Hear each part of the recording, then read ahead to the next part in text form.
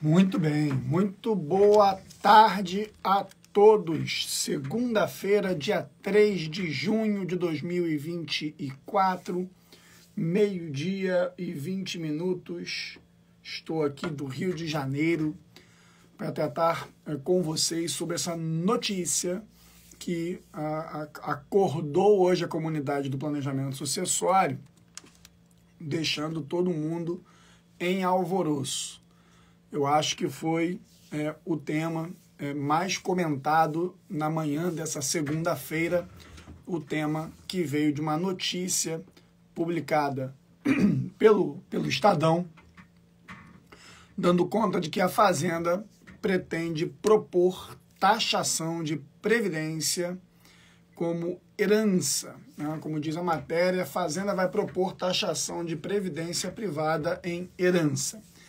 Eu acredito que muitos de vocês que estão aqui comigo agora tenham visto aí circular nos grupos de PPS essa notícia. Me conte aí se vocês viram essa notícia hoje de manhã. Já vi aqui, queridos amigos, alunos, professores, professora Ana Carolina Tedold, estava coincidentemente em Búzios, onde eu estava também, não nos encontramos, infelizmente. Holding familiar, fala Felipe Esteves, meu irmão, beleza?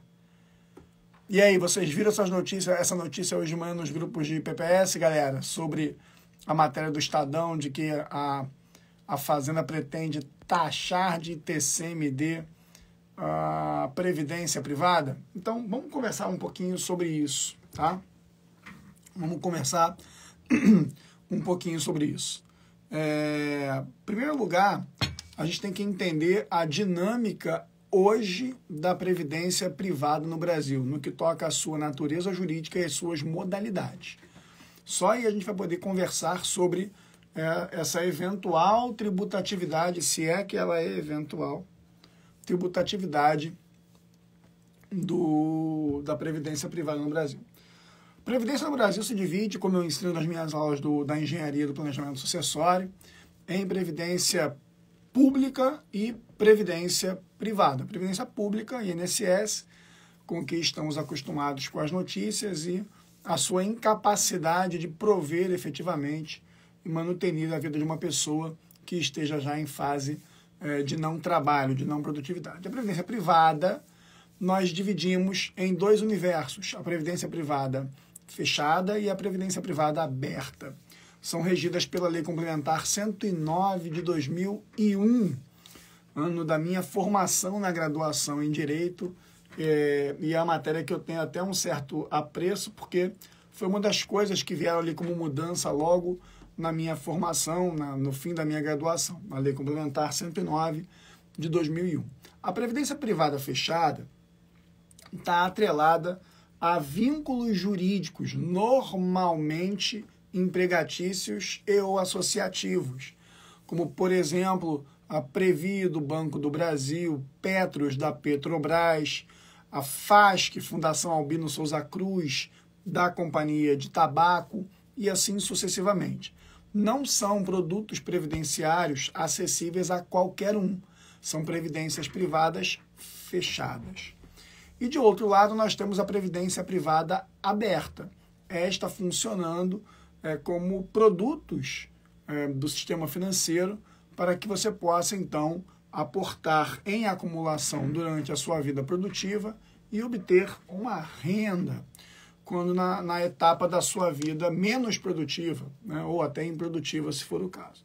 Então, apenas para ambientar vocês, eu estou falando de previdência, previdência pública de um lado, privada de outro, e é da privada que vamos falar. Na previdência privada, nós temos a fechada e a aberta. A fechada está vinculada a certos núcleos associativos, vínculos jurídicos, e a previdência privada aberta, aquelas que se mostram como efetivamente produtos de balcão no sistema financeiro. Na previdência privada aberta, dois produtos são oferecidos pelo mercado: o PGBL e o VGBL. São dois produtos semelhantes, bastante semelhantes, mas que têm algumas diferenças. O Plano Gerador de Benefício Livre, o PGBL, é indicado normalmente para aqueles que pretendem uma dedução no imposto de renda, na sua regularidade ordinária, ou seja, quem declara lá imposto de renda pela modalidade completa, sem ser a modalidade simplificada, pode deduzir os investimentos, os aportes que fazem na previdência privada do tipo PGBL. No entanto, no futuro, no período de retirada dos recursos, de aproveitamento, de consumo desses recursos, haverá uma tributação sobre todo o saldo existente naquele aporte feito anos atrás. Eu particularmente não me agrado dessa ideia, porque a dedução do imposto de renda feita hoje, no período em que a gente tem capacidade produtiva, é menos impactante, ou tende a ser menos impactante, do que o imposto que vai ser pago lá na frente, quando eu não tenho mais capacidade produtiva plena como tenho hoje, e aí eu estou na minha fase de retirada, de colheita desses recursos, e aí eu terei uma tributação na integralidade do saldo existente no meu plano gerador de benefício livre, o PGBL. De outro lado, nós temos a figura jurídica do VGBL, Vida Geradora de Benefício Livre. O VGBL, diferente do PGBL, não permite que você faça lá essa dedução na sua declaração de imposto de renda anual. Você não deduz da sua base de cálculo do imposto de renda os aportes feitos, você não tem essa prerrogativa. Entretanto, quando esses valores vierem a ser colhidos lá na frente, a tributação vai incidir apenas sobre os ganhos desses valores. Ou seja, não vai incidir sobre o principal aplicado, mas apenas sobre a rentabilidade.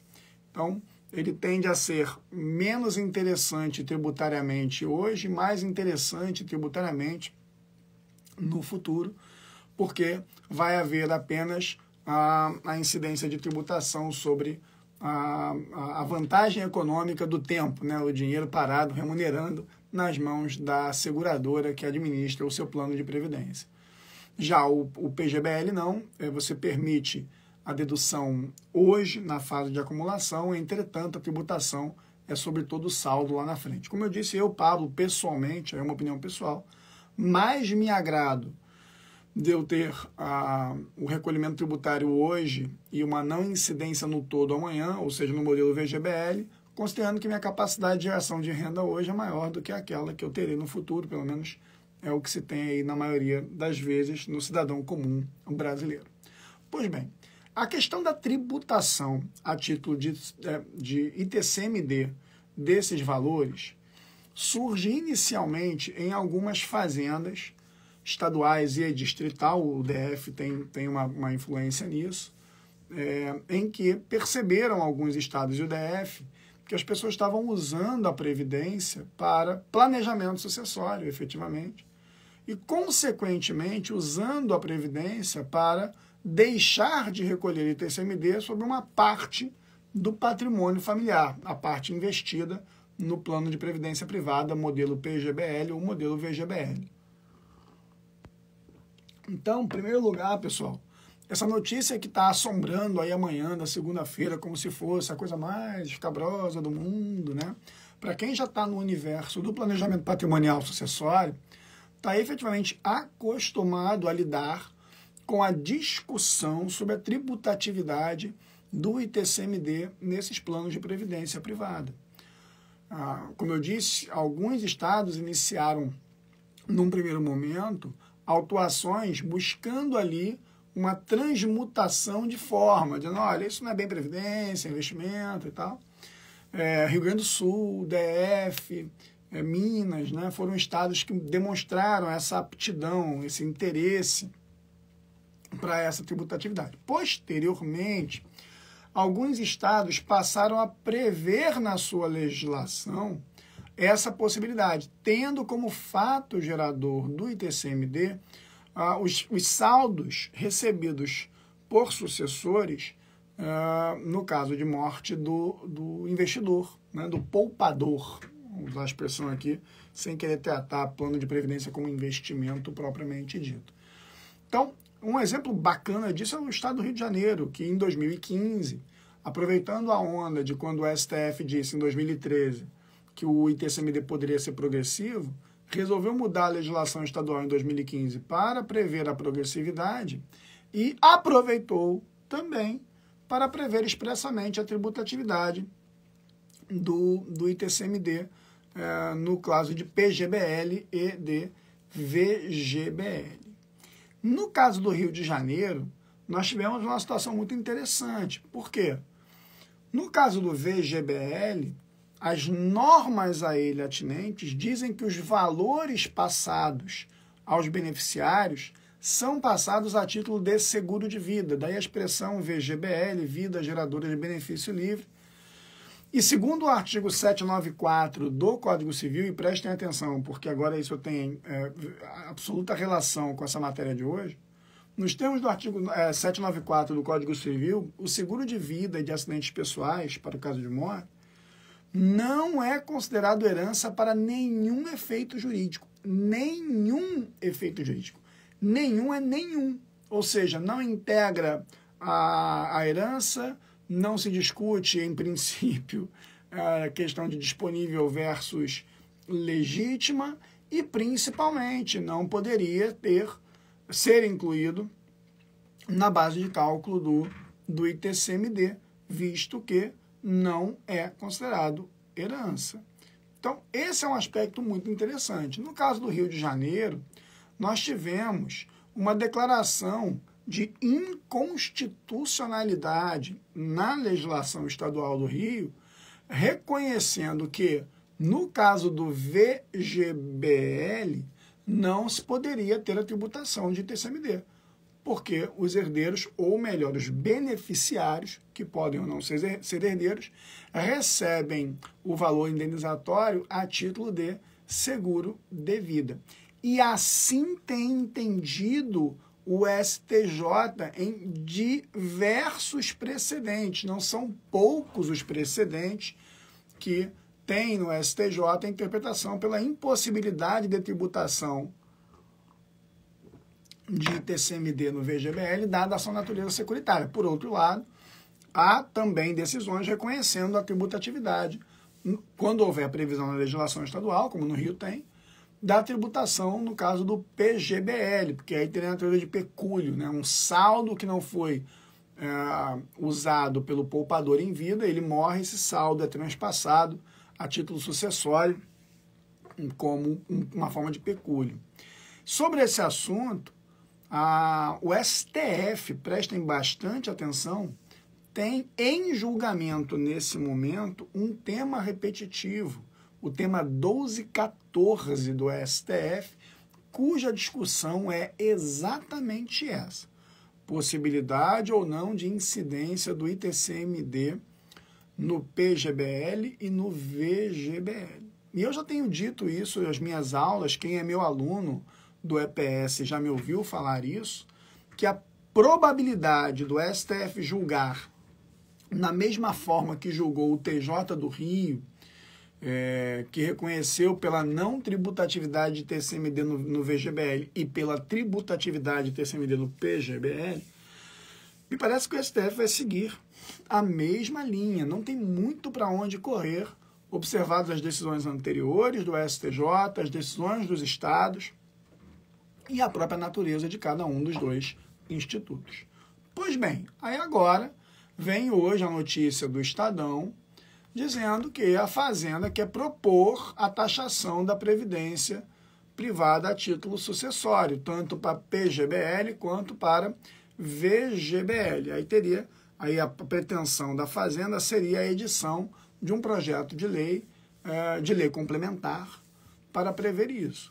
E aí eu vou te dizer, galera, calma, assim, muita calma nessa hora, porque mesmo uma lei complementar não poderia mudar a natureza jurídica do VGBL, apenas para fins tributários, porque permanece no Código Civil a previsão do artigo 794 de que seguro de vida não é herança para nenhum efeito jurídico. Então, enquanto o VGBL pagar aos beneficiários a título de seguro de vida, e essa é a previsão do Instituto, essa é a previsão que norteia o Instituto, não pode, nem por lei complementar, haver previsão pela tributação de ITCMD do VGBL.